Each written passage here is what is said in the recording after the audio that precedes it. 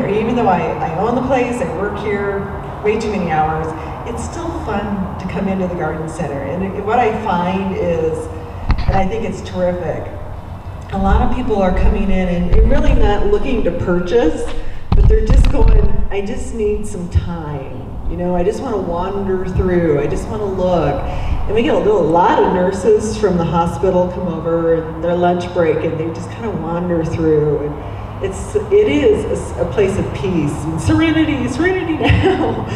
But you know, I was just thinking about that this morning when I came in. I'm like, oh, what a wonderful place just to come in and wander and look and smell the greenery and all that wonderful stuff. And you know, our yards should be the same way. We should be able to go out into our yards and go, this is good. This gives me a sense of peace, a sense of your mind is able to recoup. I was reading some studies this week on the benefits of gardening, because I find it very interesting, just what gardening can do for us. And one of the things it talked about was being out in your yard, even just for 30 minutes a day, can decrease your depression and your anxiety. And I think that is so true, just being out there and touching living things and watching nature can really decrease that anxiety in all of us. So very important, especially after weeks like we've had. But this week's class is evergreens, using evergreens in your landscapes. So the experts say that 25% of your landscape should have evergreens in it. A lot of people, when they think of evergreens, they think of great big spruce trees, right? That's what most of us think of, big pine trees, big pinyon pines, that kind of thing. Well, evergreens is a huge category of plants, and there's many different types of evergreens, and there's many different ways to use them in your yard. So Ken, last night, he knew he was going to be gone, so he was trying to make up for it, and he brought all this lovely selection of evergreens up here for us to look at. And when I walked into the greenhouse, I was like, oh, that's beautiful. That's a great selection, and he displayed it very well. And this is how we can use evergreens in our yard. There's many, many different uses for evergreens out in the yard. If you wanted to think from the bottom of your house up and how you use landscape materials, a lot of it is, if we start with the low growing ones, ground cover type evergreens. Ground cover evergreens are terrific in that they cover the ground. They allow us to use more than just rock out in our yard. They get us green out there. They hold the soil in, so if you have erosion issues, using low-growing evergreens on hillsides, banks, can make a world of difference in keeping that dirt up where it's supposed to be. A lot of the great low-growing evergreens, this one's a garden juniper, and they grow quite a distance. So you can put one in and it's going to cover 6 feet. I mean, that's a great use of a plant that's going to give you a lot of coverage for what it is. So the little garden, the other one I was looking for, and I don't think he brought it up here, but there's Calgary carpet junipers. Again, very low water use, cover the ground, keep the weeds out, help control erosion. There's a lot of great uses for that. There's also another one called icy blue juniper, which I think 4 inches tall is the max that it gets, spreads out 6 to 8 feet. If you want to get rid of your lawn, but still want something green out there, the low-growing evergreens are perfect for that. And water use is minimal. You really don't have to worry about the water use that much on these guys. So that's, I was trying to see what other ones he had for low ground covers. And I'm not seeing that, but we'll move the next step up. So if you want something that's maybe, a foot and a half tall, and these are great to use around your house, the foundation of your house. It's gonna give you a break from seeing dirt in that house. It's gonna soften that edge as you're going up into your house. One of my favorites, this is Eichholz. I thought it was coral beauty. So cotoneasters. There are many different Cotoneasters. It's a huge family of plants. Almost all of them are evergreen. There are a few that are not. This one is Eichholz. So Eichholz gets about 10 inches tall, and it's going to spread 6 feet or so as well. So it's another great one that's going to really spread and take up a lot of space for you. It has a cousin called Coral Beauty, and Coral Beauty gets about 2 to 2.5 foot tall. So a little bit taller, but still a beautiful plant, beautiful evergreen. And then those two also have a cousin called Shrubs, and Shrubs is S-T-R-E-I-B-S, gets about maybe 4 to 6 inches tall. So a real low growing one. But the great thing about all of them is they're evergreen and they produce a really pretty berry. This guy doesn't have any berries. No, he's got one way down here.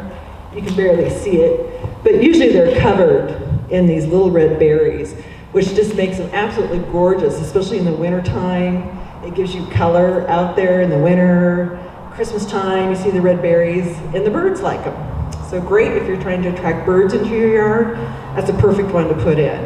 And all 3 of the ground cover ones do produce the berry. They also have a big brother called red clusterberry. And red clusterberry cotoneaster they're again nice evergreen. Gets about 6 foot tall.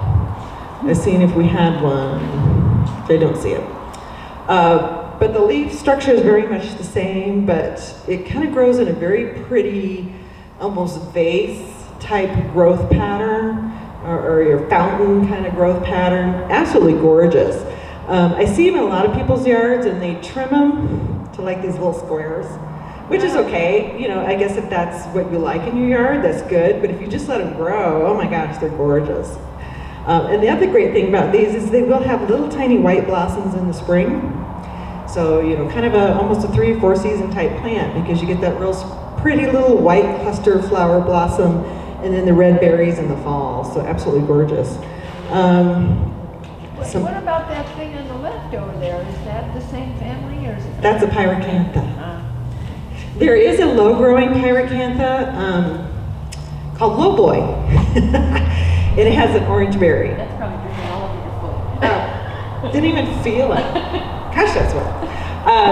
There is a low-growing pyracantha that would be very similar to these guys. I think about 2 foot tall, orange berry, very pretty, and spreads up about 4 feet. So not quite the spread as some of these, but still very attractive. So other mid-range evergreens that are kind of different and unique. This is a cypress. It's called, I think it's mophead. Yeah, golden mops. And the great, you know, a lot of people look at yellow type plants and they're like, I don't know, you know, yellow, it's not very attractive.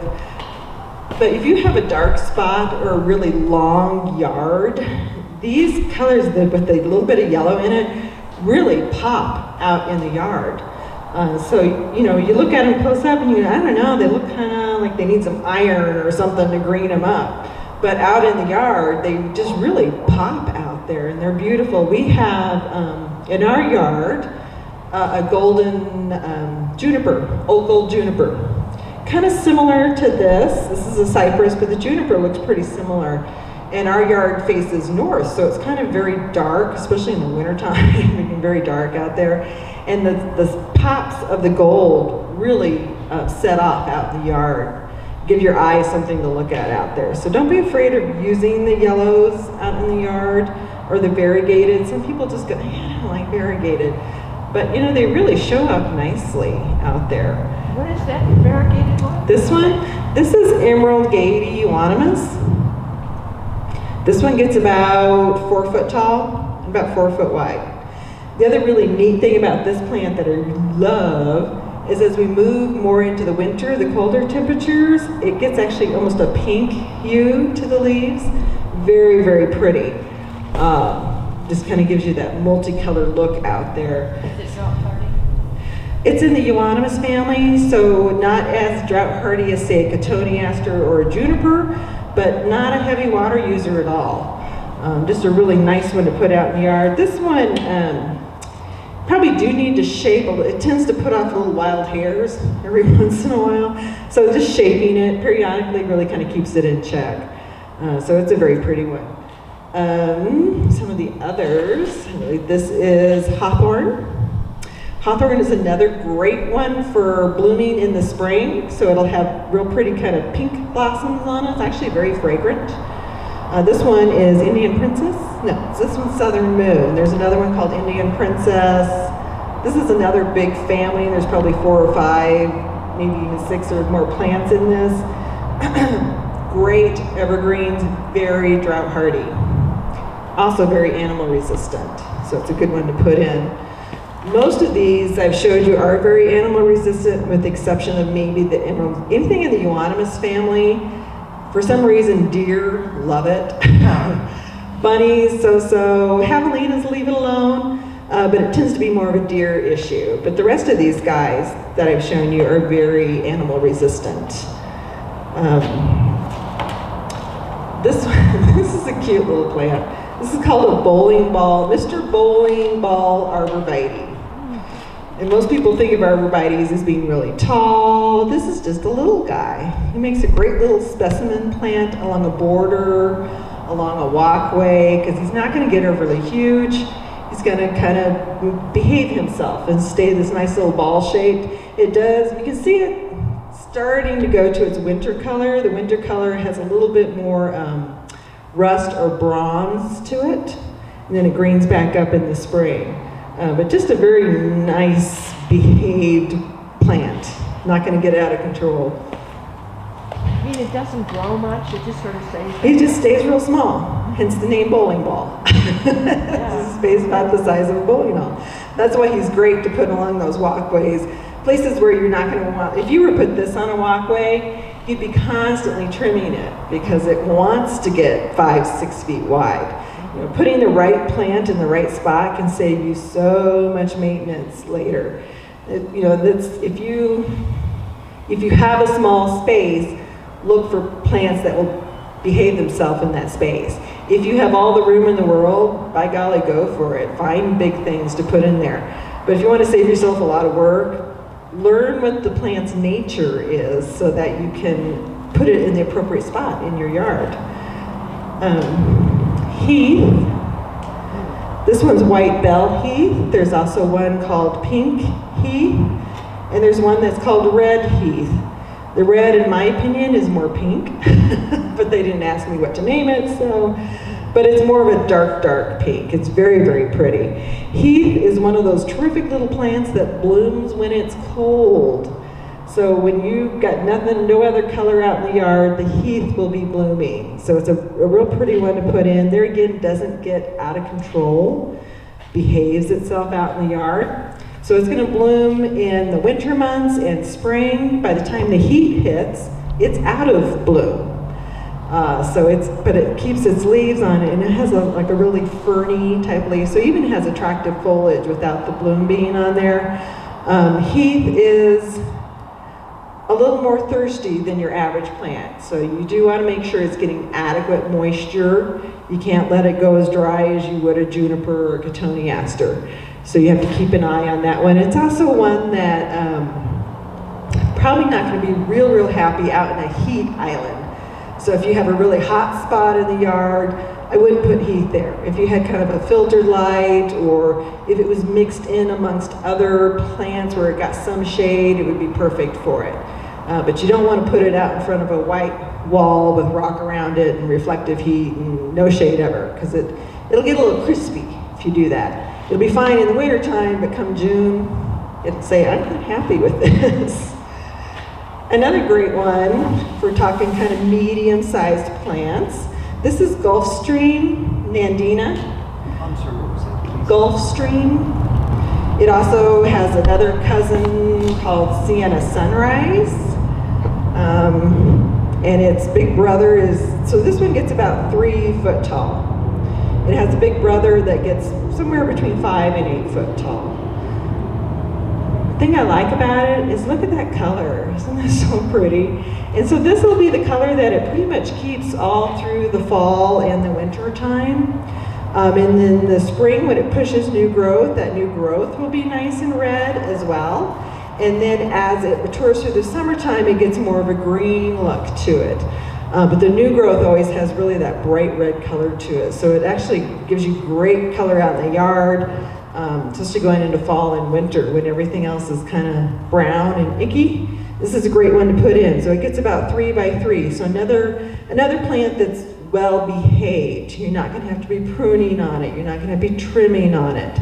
You're just going to feed it and water it, and it's going to be a real happy camper. This one does not produce the berries. Its big brother, the standard Nandina, does put on that real bright red berry. Last year they were gorgeous. I walked through our neighborhood and there were beautiful Nandinas with just these huge clusters of red berries. Very, very pretty in the wintertime. But the ones that stay shorter or more dwarf typically do not produce a berry. These guys even actually have, I don't think it's up there, a little brother called Harbor Dwarf. Harbor Dwarf gets about 18 inches tall. So there again, another nice one to put on walkways or borders. It's going to maintain itself. It does do the red coloring as well in the wintertime. Another great mid-size. So this is compact Mahonia, or Oregon grape holly. Compact gets about 3 foot tall, about 3 by 3, maybe 3 by 4. It has a big brother, the standard one, that gets between 5 and 6 foot tall and 5 and 6 foot wide. Both of them are really terrific evergreens. Another one that blooms in the spring, so about March, April, it puts on a yellow blossom that is dynamic, just very, very pretty out in the yard. When most things are not quite blooming yet, the Oregon grape holly puts on a real pretty yellow bloom. Very fragrant too. The other thing this plant does is in the fall, and I don't think this one has any, it puts on a burgundy berry. So, and there again, birds love it. So if you're trying to attract birds, that's a great one to put in. Ooh. So who knows what this is? Most people don't think about this being an evergreen, but this is actually a blueberry. This one's Bountiful Blue. And believe it or not, it is evergreen. So it's another real pretty one. This he's a little crazy right at the moment. He's blooming. I think with this really warm weather we've had, some of the plants are very confused right now. But you can see he's starting to put on these real pretty little pink blossoms. Can you eat the berries off? Oh yeah, yeah, definitely. So he's a little confused, but in a really nice evergreen, it does produce the blueberries. I mean, you're not going to probably be canning blueberries. What does it need for light? It can take full sun. I wouldn't put it, there again, I'd keep it away from a really hot, reflective spot, but it can take full sun. We've grown one in a container on our back patio for 3 years now, and it does fine. And we get pretty much full sun out there. It's pretty hot. And we get berries. I have to fight the dog for the berries because he likes to go out and eat them too. So we have to fight him and the birds and whatever else. But very fun plant to grow if you've never grown them. They do terrific in containers, probably better in containers than they do in the ground because you can control their acidic level. They do like to be a little more on the acidic side. So putting them in containers, you can control that a little bit. But most people don't think about not every blueberry is evergreen, but the Bountiful Blue is. So check the labels on those. How big? I mean, did you say? Blueberries, I think they're around 3, let's see what it says, 3 foot tall and 3 foot wide. So it does make it a really nice container plant. This is another one of my kind of favorites, ones that people don't think about. This is Rainbow Ascot Euphorbia. This loves a hot spot. It can take a really hot reflective heat spot in your yard and do terrific. And it actually is evergreen and very animal resistant as well. I love it because it has the multi-color to it. You know, the green and the yellow, and then the new growth is kind of a pink or reddish color. Terrific little plant, goes great in containers. It's just not one people think about much, but it's a wonderful little plant. Especially if you do more Western or native type landscaping, that would fit wonderfully in with that. Let's see what other goodies Ken brought here. Let's talk the shady spot. So if you have a heavy shade spot and you're looking for evergreens, this plant I think is hilarious because it looks so tropical. It looks like one that should be in Hawaii, with rainforest growing around it. But it's a terrific shade plant. It's, the name just went right out of my head. Mr. Goldstrike Akuba. So even though it looks very tropical, it will keep this foliage on it year round. We have one of these growing under, we have a great big juniper tree in the backyard, and this grows under it. And it's very striking out there. There again, you can see it because of that yellow and green out there. It really pops out in the yard. It would do terrific in containers. It would be a real pretty plant up by a front door. If you have a shady area, alcove by the front door, it would be terrific in there. Mr. Akuba. I like just saying the name is fun. Yews. This one's a Hicks yews. A lot of people from the East Coast are very familiar with these. On the East Coast, they just kind of go right out everywhere. Here in Arizona, we have to put it in the shade, or it will be a crispy critter. It does produce a red berry. I'm seeing if this guy had any, he doesn't. The berry is actually poisonous. So, birds are usually smart enough to leave it alone. If you have a pet that eats anything and everything, I would probably stay away from this guy. I do have him in my yard. The dogs have never eaten the berries. But, pets being pets, you'd want to be careful with it. Or grandkids being grandkids, or we never know. I didn't hear them. This is a yew. It's Y-E-W. It's a yew. This one's Hicks yew. Hicks gets very tall and narrow. Hicks gets about, even 7-8 foot tall, but stays about 2 to 3 foot wide. So very tall one, but great for those shady spots. There's a dense yew, which gets about 3 to 4 foot tall. And there's a low spreading one that gets about maybe a foot tall. But all the yews are gonna want shady areas or very filtered light. And the other one, hollies. Hollies are a great shade plant, a nice evergreen. Everybody wants them to produce berries. Well, you have to be careful because the hollies, most of them are going to need male-female to produce the berries. And people come in, well, how do you know which one's a male, which one's a female? I'm like, yeah. They do make a great one called Berry Magic that has the male and the female in the same pot. And so that one is always going to produce berries. So if the berries are important to you, look for the Berry Magic. Otherwise, it's a hit and miss. This one has berries, but it probably got pollinated in the nursery yard because they grow them all together. So it just probably got pollinated that way. So next year it may or may not have berries. But Berry Magic is a good one to put in. There's another one. Check out the hollies. There's actually quite a few different hollies. There's a Goshinki holly, which is a variegated holly. Very, very pretty. It probably gets about 3 to 4 foot tall. Absolutely gorgeous. Has cream and green and pink in it. Very attractive. And the other thing about the hollies is they do terrific in pots as well. Any of the hollies do. There's one called Scallywag that I really like. And actually I've seen Scallywag out in much more sunny conditions, and it seems to do really good. Sometimes you have to experiment a little bit and see how different plants do, but the Scallywag is a really cute, it gets about 2 foot tall, 2 by 2. Nice kind of round little holly, really cute. So I think that... I just moved here and bought a house in that somebody else lived in, it's 30 years old Sure. or something.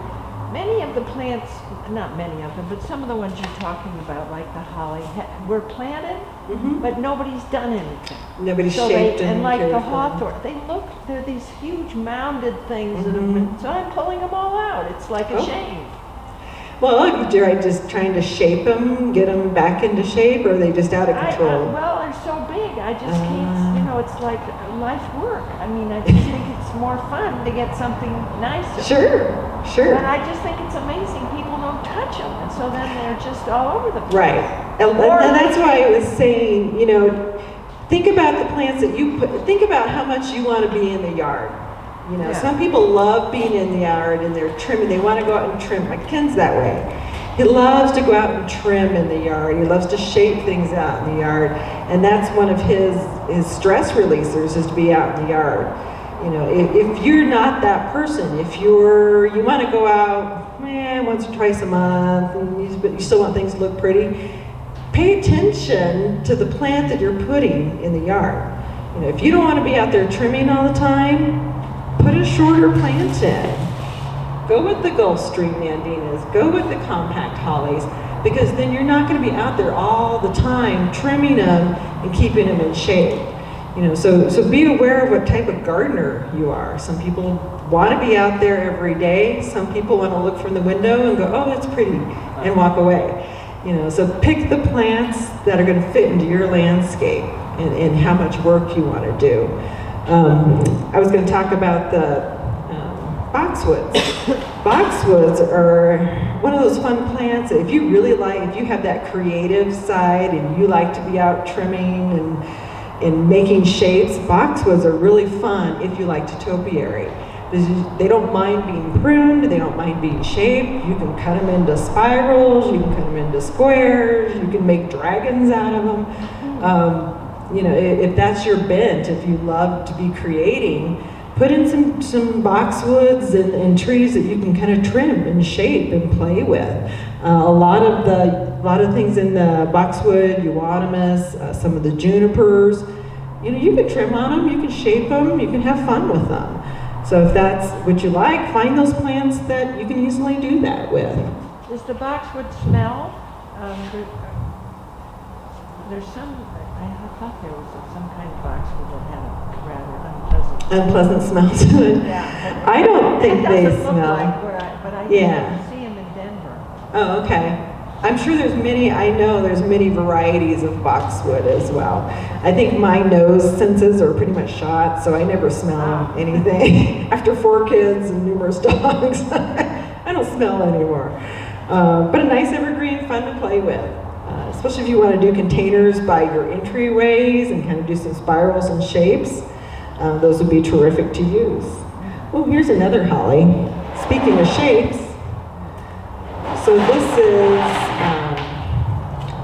variegated English holly. And you can see an English holly doesn't grow pyramidal. They've shaped it in the growing grounds. It's a one you can definitely, I've seen them poodled, where they're creating a ball at the top. I've seen them where they've created spirals through them, shape them like little Christmas trees. Wouldn't it be cute by your front door in a little pot for Christmas time? Put some little lights on it. It'd be adorable. So don't be, if you like to be out there trimming your plants, don't be afraid to do that. Pick the ones that like to be trimmed.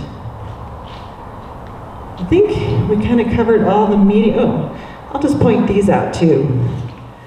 So this is lavender.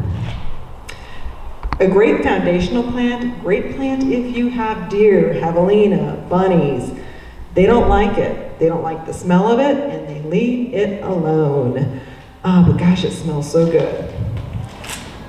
Most people don't think about lavender being evergreen, but it's a nice one for evergreen. And just kind of go out there and rub your hands on it, and then just take a dip whiff, and then relax. The other one is rosemary.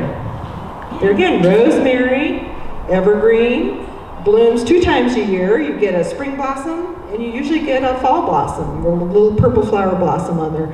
Animal resistant, drought hardy, both lavender and rosemary, very, very drought hardy, and they love the sun. You got a hot spot, put those guys in there. Containers, they do excellent. You just got to make sure you're not over watering. So you got to make sure you have a really good draining potting soil and a good drain pot. They don't like to be overly wet. That's what usually does most of them in, is people have just kept them too wet. So I think we covered all, kind of like your mid-size. We did low growing, mid-size, and then of course you get into your big trees. Before we hit on the pines and the spruce, I'm just going to talk about the camellias. Camellias are there again. They're going to bloom in the winter and in the spring. So they're going to give you color when nothing else in the yard has color. They're going to give you some pops of color. Camellia, so Ken and I argue about camellias. I think they need a little bit of shade. Ken goes, no, put them out in full sun. I think shade, I've seen them sunburn on the leaves if they're in a hot spot. If they're getting reflective heat off of a house or whiteness, they will sunburn. If they're out in the sun, but they're a little bit protected, they're a little bit of filtered light, especially from that heat, the hot day sun, they do really well. I had one in a container by our front porch for years and years and just loved it. I just love the bloom on it is so pretty. So they have the white one. This is, I think, snowman. It's going to bloom right now through about December. The other two are April showers, and I can't remember the third one, but they both have a pink blossom to them, real pretty, kind of lighter pink and darker pink blossom. Most camellias are not winter hardy for here. These particular ones, these three varieties, are winter hardy, so they're zoned for our elevation. Most of them, the ones that people think of from California, the East Coast, the South, they're not winter rated for here, so they're gonna freeze out. So don't waste your money on them because you'll enjoy them, but they won't last. This is the spring. It's a Monrovia patent one, and it's the one that's hardy for here. Next to it is privet. Privet is another good one. If you really need a good screen, some good size, but you don't necessarily want to put a conifer in, a needle tree, privet does terrific, and it also produces a berry as well. I like the privets better than the photinias. The photinias, we've grown here in this area, the red tip photinias, that one that produces that really red leaf. New growth is always really red. It's it gets about 10 foot by 10 foot, same size as the privet. But we're finding it's getting a lot of powdery mildew, a lot of black spot in the photinias right now. And people are really battling that. And I think if you want to avoid that, putting in a privet would be a really good other one to put in that gets the same height, same width, but you're not going to be battling disease on it. Do any of you have privets in your yard? It's really becoming an issue. In the spring, they get the powdery mildew, really, really bad powdery mildew, and then they're getting black spot on the leaves. So I think the privet is going to be a good substitute, especially if you don't want to deal with a lot of disease and that type of thing. Real pretty little plant. And then we kind of get into the conifers. So your standard evergreens, needled evergreens. And there are so many, and so many sizes and heights and shapes. What I would say is, there again, as we discussed earlier, think about the size you want it to be, and then pick the appropriate one. If you just want something small, it's always going to stay compact. The Alberta spruce is a terrific one to put in. It's only going to get about 6 foot tall. It grows like a quarter inch, half inch a year. You're really not going to have to be trimming on that one at all. But if you have it does terrific in containers, but if you have a small area, but you want a Christmas tree type tree in there, that's a terrific one to put in because you're not going to have to do a lot of work on it. If you have a really small area, the last thing you're going to want to put in is like a fat Alberta spruce. They get huge. Not overly tall, probably about 15, 20 foot tall, but they get about 15, 20 foot wide. So I'm always perplexed why people put these trees that get really big and huge and they're putting them right in front of windows, or they're putting them in a walkway, or then they have to prune on them and the tree looks funny. So picking out the appropriate space. If you have a lot of room, put in the Albertus or the Fat Albert spruce. It's so pretty. The blueness, the Fat Alberts, the Bakers, and the hoop-size spruce all have beautiful blue color and terrific ones to put out there in the yard. Then there's the green color. So this is Colorado spruce too, but of course it's more green. So they kind of have the two colors. If you're attracted to that blueness, make sure you're picking out the fats or the hoop size and feeding them. Feeding your evergreens is hugely important, especially if you want to keep the color in them. Keep them nice and dark green or keep them nice and blue. Feeding them that 4 times a year, very important with the Watters all-purpose food. It really is a good food for here. If you don't want to mess with a lot of watering, you want something more native, Arizona cypress. If you've got a spot that's way out in the heck corner of your yard, you don't have drip irrigation out there, you don't want to fuss with it, Arizona cypress is the one for you, because it really does, it naturalizes itself after the first year or two. You're not going to have to give it a lot of water. You can pretty much ignore it. Very disease resistant, very insect resistant. It's one of those low maintenance, throw it out there, kind of forget about it kind of trees. There are a couple of varieties of Arizona cypress. The standard one gets about 30 foot tall and about 5 to 8 foot wide. And they've come out with a new one called Icy Blue, or Blue Ice. And it gets about 8 foot tall and about 3 foot wide. So it'd be a good one for a smaller space if you have that. Arizona cypress, terrific, easy grow plant. Another easy grow one. This is a cousin to our native pinyon pines. This is called a single leaf pinyon. They're again very drought hardy. You can kind of put it out there in the yard and not worry about it too much. It's going to kind of take care of itself. Slow growing until it gets about 10 years old or so, and then it kind of puts on a shoot of growth. So it's not going to get big anytime soon. So if you're trying to fill a big space, either buy your bigger one or you pick a different kind of tree to go in there. It does produce the pinyon pine, and it does have the pinyon nut in it. But it's got to be about 10 years old before it starts producing that. Kind of a really neat, I think it would fit really well into native landscapes because it just kind of has a wild look to it. Then we get into, sorry about that, your big pines. There's Scotch pine. There is Austrian pine. They look very similar to each other. Austrian pines, if you want a pine that's going to fill in, if you're trying to create a screen, a windbreak, Austrian pine is a really nice one to put in because it is a fast grower. It's going to get about 30 foot tall and probably 20, 25 foot wide, so it's going to need some space. But it's a fast grower. It's faster than all the rest of these pines up here. So it makes it good. The Scotch pine is not as fast a grower. It gets about the same size though. A little bit shorter needled. Both of these guys, the only insects I ever see get on these is periodically there's a little tree aphid that gets on them.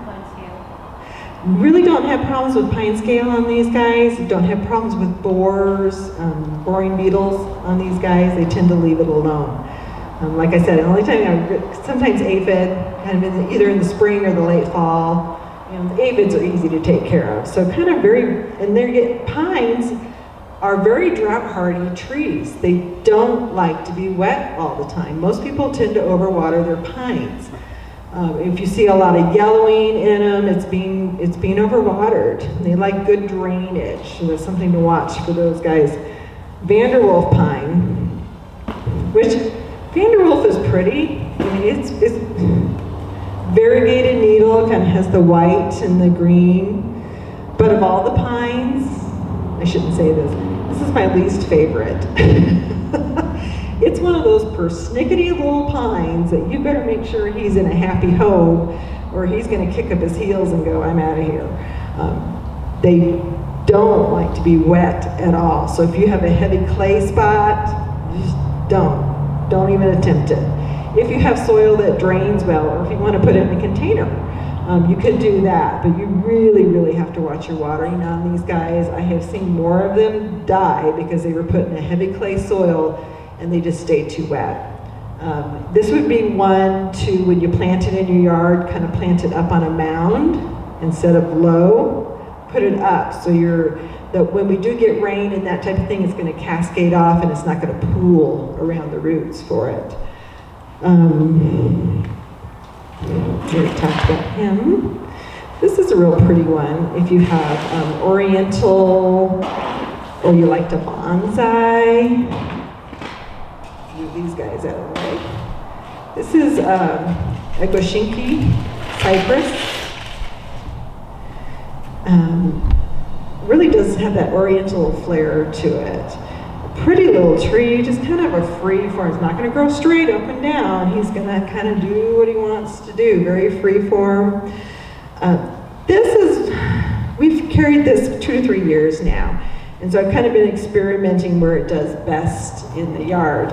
And I have found that it's another one that I wouldn't put out in the heat, with rocks around it and no shade at all, or in a really hot spot. This is going to do better as an underplanting. It gets about 10 foot tall. Going to do much better under some bigger trees on the east side of a house, up in a courtyard where it's getting some shade. If it gets too much sun, it just tends to brown out on the tips. You can trim it off, but I think, it's better just to put a plant where it's going to be happy rather than trying to fight what it doesn't like. So this is the compact Goshinki Hinoki Cypress. Very, very pretty, has these little pine cones on it. Is it a fast grower or slow grower? I would put it a moderate grower.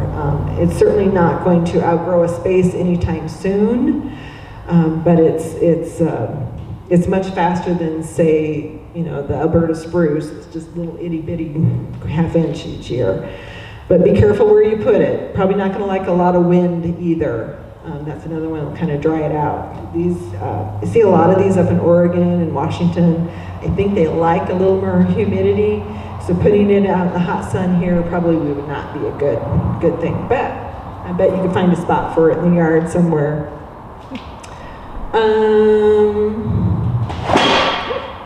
Scared me too. Woke Rex up.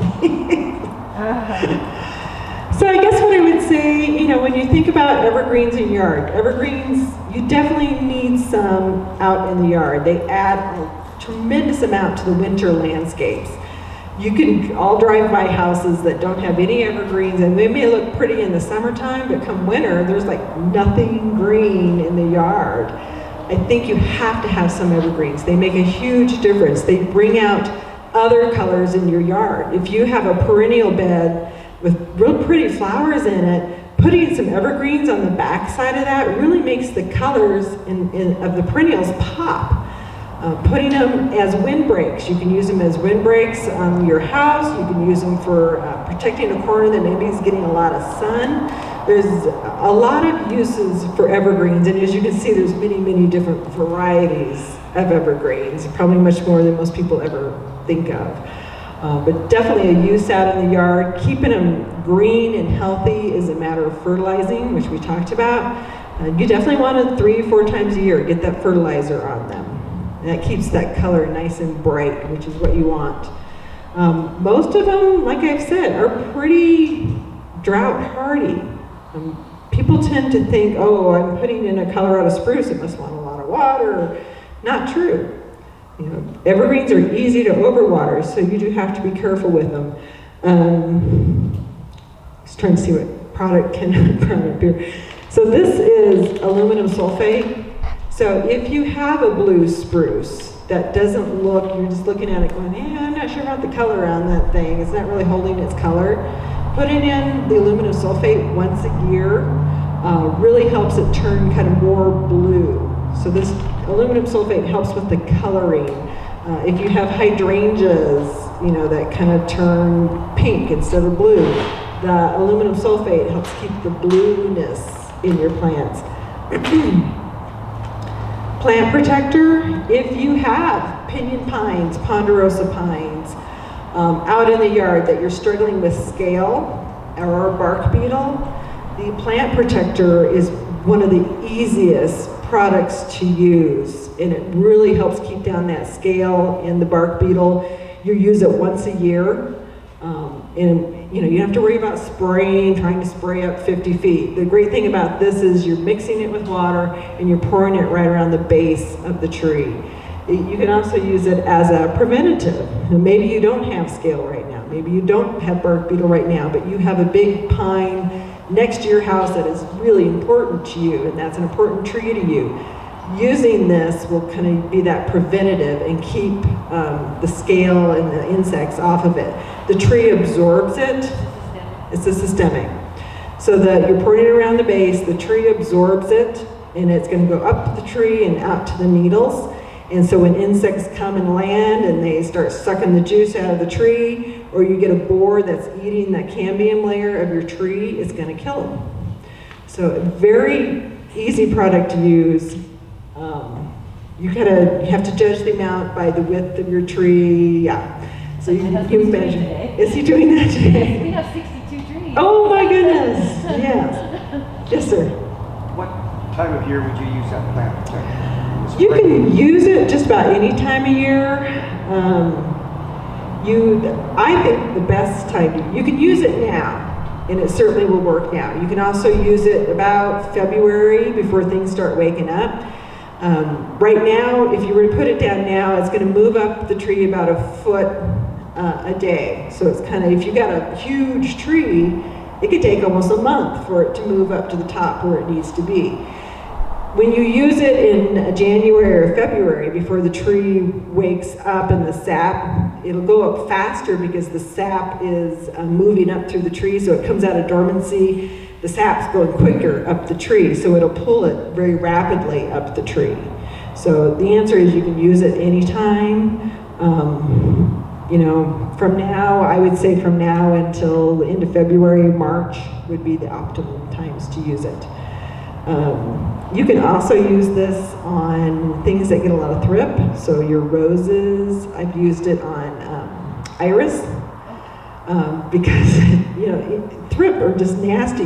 Thrip is that little tiny insect that hides in the buds, and it does all that damage in the bud, and then it doesn't open, or it opens and it looks really ugly, and you're like, goodness, what happened?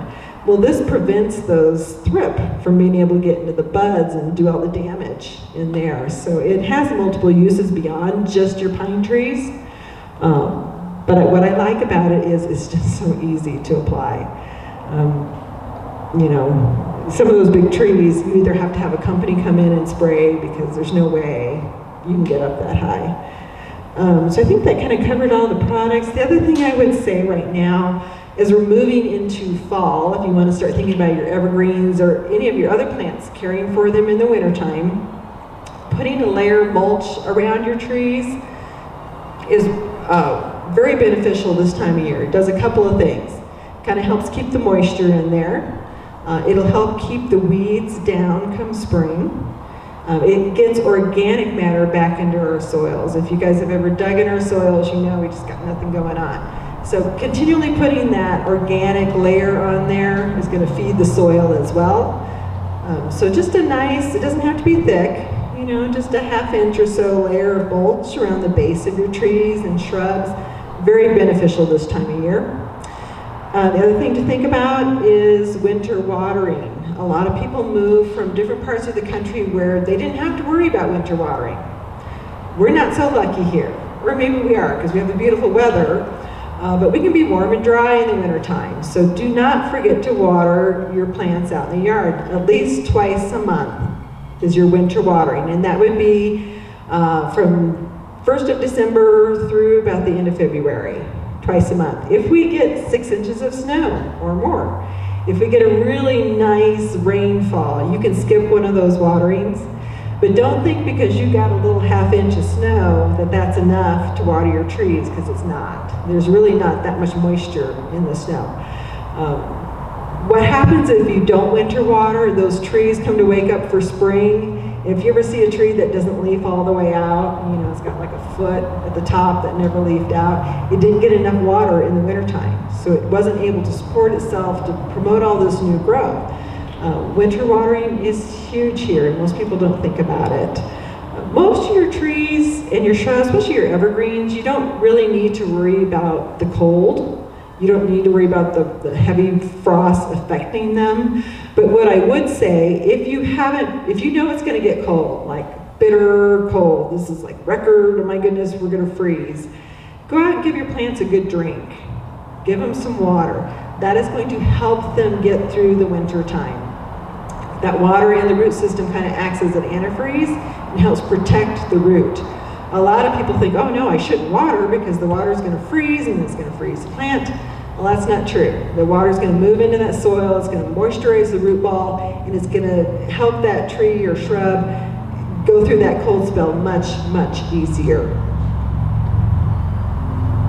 Is there anything I didn't cover? You guys have questions? It is a lot to take in. Is that a vine with the red, the I meant to talk about that. So that is pyracantha. That is the Graberi pyracantha, Graber's pyracantha. It gets about 10 to 12 foot tall and wide. You can grow it on a trellis if you choose to. You can just let it grow on its own and be wild. It doesn't have to have a trellis, but it will get big. I mean, it wants to get big. It's one of those plants, plan for it, prepare for it. You could grow it on a trellis and trim it and keep it more narrow, but if you don't, it's just gonna get big. There's another one called Victory pyracantha that pretty much does the same thing. And then there's also some pyracanthas, like I said, lowboy. There's two other varieties that get about 4 to 5 foot tall. Pyracanthas do have the thorns on them. So if you're thinking, I want to go out there and trim it and keep it a certain size, be aware, it has thorns on it. Birds love it as well. It's a great bird attractor out in the yard. Real pretty white blossoms in the spring. I mean, it'd just be covered in white blossoms. Absolutely gorgeous. But beware the thorns. They will eat you. Well, I appreciate you guys coming. Sorry, there's only a few of us. But if I didn't cover something, or if you have a question, feel free to ask. Don't forget to put your pansies in now, your kales, heucheras. All this stuff is really great, cool season color, especially if you have families coming for the holidays, or you just want to decorate up close around your door. You just need some color. Pansies, violas, they just brighten as we go through the winter time. They just give you that little pop of sunshine that we all need in the winter time, right? Also a good time to put in some fall veggies still. Kales, lettuces. They actually do quite well fall into winter, and you can harvest almost every day. Have a nice little salad. So don't forget your fall veggies. You still have tomatoes? We have not had frost yet. Champion that I got. Yeah? I keep thinking, and I go out there and there's more. There's more. It's been an unusually warm fall. And I know a lot of people's petunias look wonderful. I have geraniums in my yard that look fabulous. And I know that first frost is going to knock them out, but I'm enjoying them while I can. Enjoying the tomatoes. Right. Lots of salsa. That's good.